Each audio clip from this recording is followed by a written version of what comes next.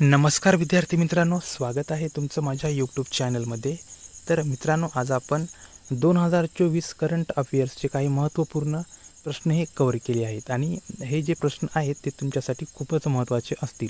त्यामुळे तुम्ही हा व्हिडिओ सुरूपासून शेवटपर्यंत पूर्ण पहा आणि चॅनलवर नवीन असाल तर चॅनलला सबस्क्राईब करा. तर आपण व्हिडिओला सुरुवात करूया.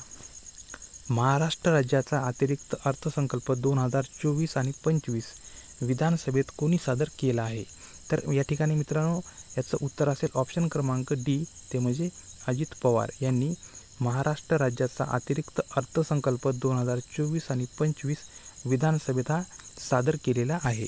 पुढचा प्रश्न, महिला कसोटी क्रिकेटमध्ये सर्वात वेगवान द्विशतक करण्याचा विक्रम हा कोणी केला आहे?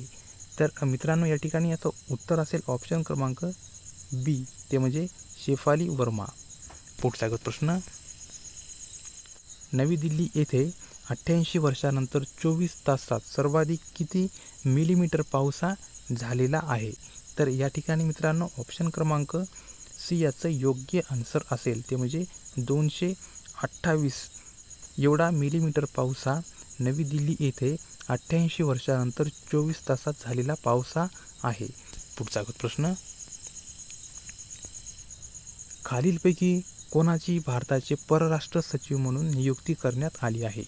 तर याचं उत्तर असेल ऑप्शन क्रमांक सी, ते म्हणजे विक्रम मिस्री यांची भारताचे परराष्ट्र सचिव म्हणून नियुक्तीही करण्यात आली आहे. पुढचा प्रश्न, प्रोफेशनल गोल्फ टूर ऑफ इंडियाच्या अध्यक्षपदी कोणाची निवड करण्यात आली आहे?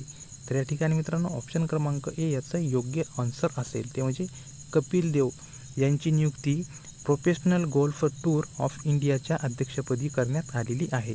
पुढचा प्रश्न, LOCने 2030मध्ये होणारे हिवाळी ऑलिम्पिक्सचे यजमानपद कोणत्या देशाकडे सोपवले आहे?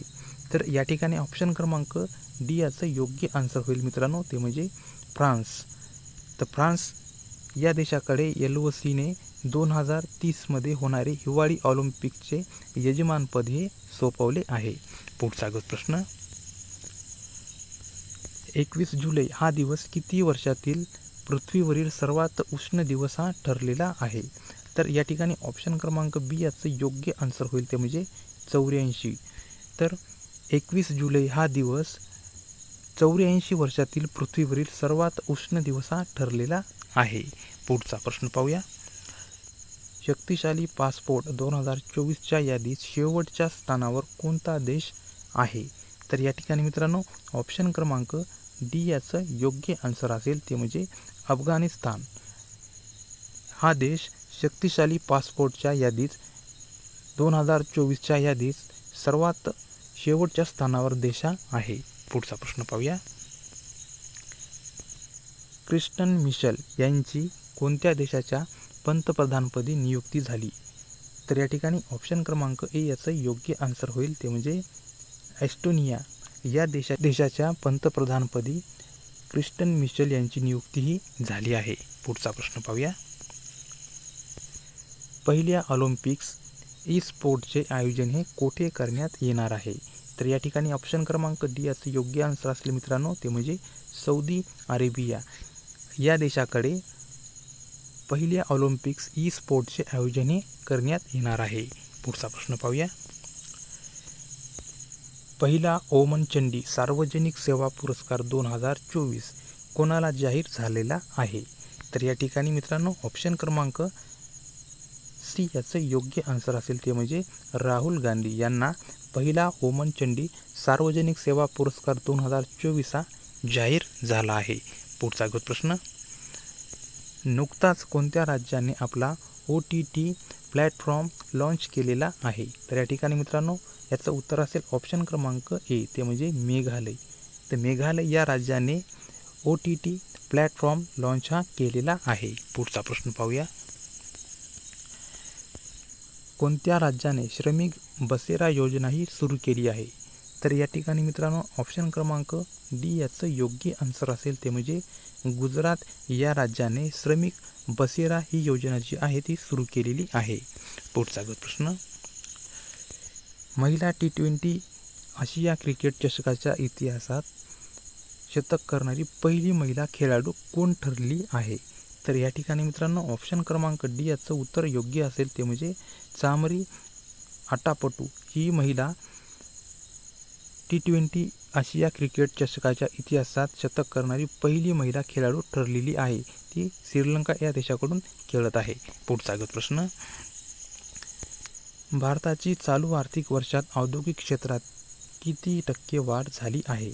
तर या ठिकाणी मित्रांनो ऑप्शन क्रमांक डी याचं योग्य आन्सर होईल, ते म्हणजे 9.5% एवढी भारताची चालू आर्थिक वर्षात औद्योगिक क्षेत्रात वाढ ही झाली आहे. चला पुढचा प्रश्न, कोणत्या राज्यातील रतापानी वन्यजीव अभयारण्याला व्याघ्र प्रकल्पाचा दर्जा देण्यात आलेला आहे? तर या ठिकाणी मित्रांनो ऑप्शन क्रमांक डी याचं योग्य आन्सर असेल, ते म्हणजे तामिळनाडू या राज्यातील रतापानी वन्यजीव अभयारण्याला व्याघ्र प्रकल्पाचा दर्जा देण्यात आलेला आहे.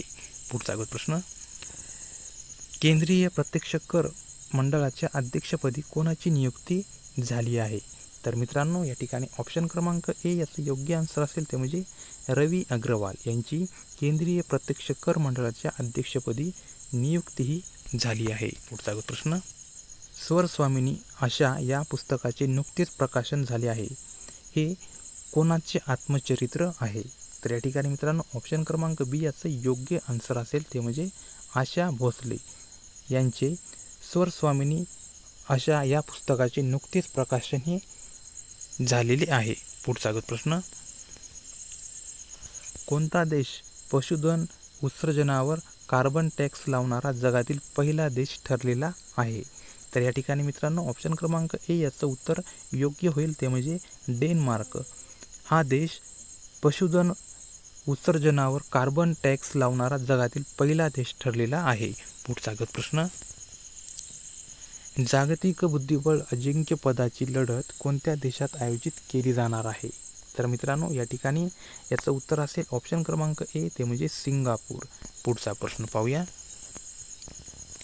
NTR भरोसा पेन्शन योजना कोणत्या राज्य सरकारने सुरू केली आहे? तर या ठिकाणी मित्रांनो ऑप्शन क्रमांक डी याचं योग्य आन्सर असेल, ते म्हणजे आंध्र प्रदेश या राज्याने NTR भरोसा पेन्शन ही योजना जी आहे ती सुरू केली आहे. चला पुढचा प्रश्न पाहूया, जगातील पहिली CNG मोटारसायकल कोणत्या ठिकाणी लॉन्च करण्यात आली आहे? तर या ठिकाणी ऑप्शन क्रमांक डी याचं योग्य आन्सर होईल, ते म्हणजे पुणे. तर जगातील पहिली CNG मोटारसायकल ही पुणे या ठिकाणी लॉन्च करण्यात आलेली आहे. पुढचा प्रश्न पाहूया, आंतरराष्ट्रीय पशुजन्य रोग दिवस कधी साजरा करण्यात येतो? तर या ठिकाणी ऑप्शन क्रमांक डी याचं योग्य आन्सर असेल, ते म्हणजे 6 जुलैला आंतरराष्ट्रीय पशुजन्य रोग दिवस हा साजरा करण्यात येतो.